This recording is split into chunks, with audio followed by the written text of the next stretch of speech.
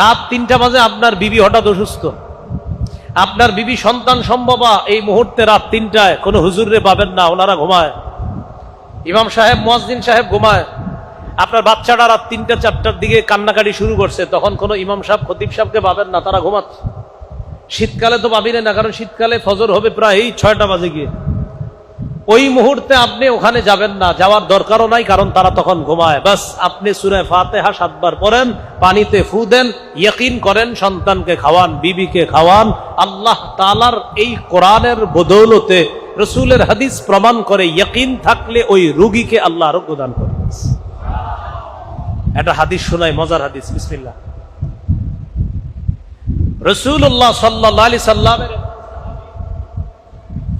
নবীজির একদল সাহাবী এক জায়গায় গেছে যুদ্ধে, জিহাদে। যাওয়ার পর তাদের খানা শেষ হয়ে গেছে, তো খানা শেষ হয়ে যাওয়ার পর এমন অবস্থা হয়েছে, মুসাফির মানুষ, খাবার নাই।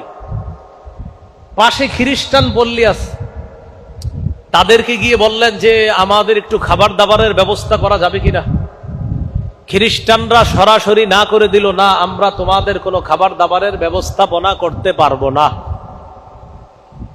ইতিমধ্যে তাদের নেতা যিনি, ওই নেতাকে বিচ্ছু কামড় দিস। বিচ্ছু কামড় দেওয়ার পর সমস্ত ডাক্তার কবিরাজ আনে, কাজ হয় না। তারা পরামর্শ করলো, পাশে একদল মুসলমান আছে, তাদের মাঝে কেউ যদি ঝাড়ফুঁক করে, এই ঝাড়ফুঁক কেউ করতে পারলে তাকে আমরা নিয়ে আসি, দেখি ঝাড়ফুঁক করার পর কোনো কাজ হয় কিনা। মুসলমানদের সদস্য সংখ্যা ছিল মোটামুটি অনেক। তো মুসলমানদের কাছে গেছে, যাওয়ার পর ওই যে যারা মুসলমানদেরকে খাবার দিতে চায় নাই, তাদের এক প্রতিনিধি দল মুসলমানদের আমির সাহেবের কাছে গিয়ে বলে, আফিকুম রাকিন, তোমাদের মাঝে কি ঝাড়ফুঁক করতে পারো, কেউ আসো? মুসলমানদের আমির সাহেব যিনি, তিনি বললেন, হ্যাঁ আসি তো, কেন? আমাদের নেতাকে বিচ্ছু কামড় দিছে, একটু আসো, ঝাড়ফুঁক করবা। আমির সাহেব বললেন, না, করব না। কি বললেন? করব না। কেন? খাওয়ান দিছ, খাবারের ব্যবস্থা করছিল? না, তো ঝাড়ফুঁক করবো কি লেগে? তারা বলল, যদি ঝাড়ফুঁক করো, আমাদের নেতা যদি ভালো হয়ে যায়, 30টা বকরি দিব। কয়টা বকরি? 30। এখন খানা দিতে চায় না আগে, এখন কয়টা বকরি দিবে?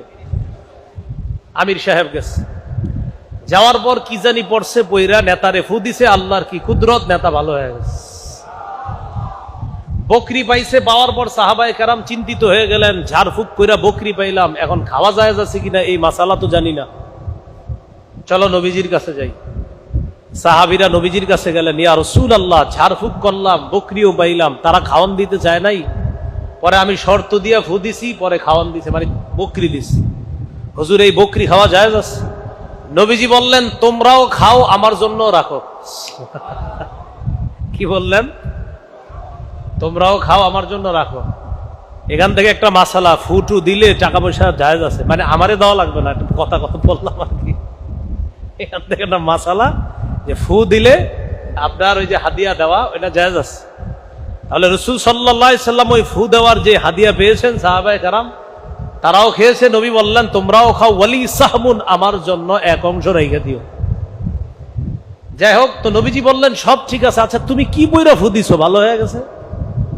তো বললেন, হুজুর, আপনি বলছেন সূরা ফাতিহা, এটাকে বলছেন শিফা। সূরা ফাতিহার একটা নাম শিফা, এটা আরোগ্যের সূরা। এই সূরাটা হুজুর আমি 7 বার বইরা ফু দিছি, ভালো হয়ে গেছে। নবীজি বললেন, হ্যাঁ ঠিক কাজ করছো তুমি। তাহলে আমাদের কোনো ঝামেলা হইলে, সমস্যা হইলে, আমরাও কয়বার সূরা ফাতিহা পড়বো? 7 বার করে ফু দিব, পান করব। আল্লাহ তাআলা বললেন, কোরআন ওয়াজ, কোরআন নসিহত, কোরআন অন্তরের রোগের আরোগ্য, কোরআন শারীরিক রোগের আরোগ্য। আল্লাহ আমাদের সকলকে এই কোরআন থেকে ঔষধ গ্রহণ করার তৌফিক দান করুন। আরেকটা হাদিস শোনাই। আবু দাউদের বর্ণনা, রাসূল সাল্লাল্লাহু আলাইহি সাল্লামের এক সাহাবী নাম সালামা রাদিয়াল্লাহু তাআলা, ওনার পায়ের মধ্যে ক্ষত হয়েছে, পায়ের মধ্যে আঘাত পাইছে। ইয়াজিদ ইবনে আবি উবাইদ নামে একজন বললেন, রাআইতু আসারা দারবাতিন ফি সাকি সালামাতা, নবীর সাহাবী সালামা রাদিয়াল্লাহু তাআলা আনহুর পায়ের গোড়ালির মধ্যে একটা ক্ষত চিহ্ন দেখলাম। আমি প্রশ্ন করলাম, মা হাজিহি, এটা কিসের চিহ্ন আপনার কাছে জানতে চাই। সাহাবী জবাব দিলেন, আসাবাতনি ইয়াউমা খায়বার, খায়বারের যুদ্ধের দিন আমার পায়ের মধ্যে আঘাতপ্রাপ্ত হয়েছিলাম।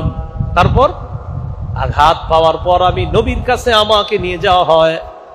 ফানাফাসা ফিয়া সালাসা নাফাসাত, আল্লাহর রাসূল আমার ওই পায়ের ওই জায়গায় 3টা ফু দেয়। কয়টা ফু দেয়? 3টা। নবীজি কোরআনের কিছু পড়ছে, কইরা এইভাবে 3টা ফু দিস। ফু দেওয়ার পর ফামাশতাকাইতুহা হাত্তাল আন, নবী আমার ক্ষত স্থানে 3 ফু দেওয়ার পর আজ পর্যন্ত আমি এই জায়গায় কোনো ব্যথা অনুভব করি না। প্রিয় ভাইরা, কোরআন পড়ব তো ইনশাআল্লাহ। আল্লাহ আমাদেরকে নিয়মিত কোরআন পড়ার তৌফিক দান করেন। কোরআন সুসংবাদ দাতা, কোরআন ভীতি প্রদর্শনকারী। সূরা ফুসসিলাতের 11 নম্বর আয়াত, এই আয়াতে আল্লাহ বলেন, বাশীরাও ওয়া নাযীরা। কোরআন বাশীরা, জান্নাতের সুসংবাদ দান করে। নাযীরা, কোরআন জাহান্নাম থেকে ভয় দেখায়। এজন্য যারা কোরআন পড়বে, কোরআন অনুযায়ী চলবে, কোরআন তাদেরকে জান্নাতের সুসংবাদ দেয়। কারা কারা আল্লাহর খাস সদস্য হতে চাই আমরা? কারা কারা? সবাই চাই ইনশাআল্লাহ? বলেন ইনশাআল্লাহ। বলেন আমরা। বলেন আমরা আল্লাহর পরিবারভুক্ত হতে চাই। তাহলে আপনাদের মাথায় প্রশ্ন আসছে, আল্লাহর কি আবার পরিবার আছে কিনা? হ্যাঁ, قال رسول الله صلى الله عليه وسلم إن لله أهلين من الناس। নবীজি বলেন, মানুষের মধ্যে কিছু মানুষ আছে যারা আল্লাহর পরিবার। সুবহানাল্লাহ। মানুষের মধ্যে কিছু মানুষ আছে যারা আল্লাহর পরিবার। সাহাবীরা বললেন, মানহুম ইয়া রাসূলুল্লাহ, তারা আবার কারা? নবীজি বললেন, হুম আহলুল্লাহ, আহলুল কুরআন, খাসাতুহু ওয়া আহলু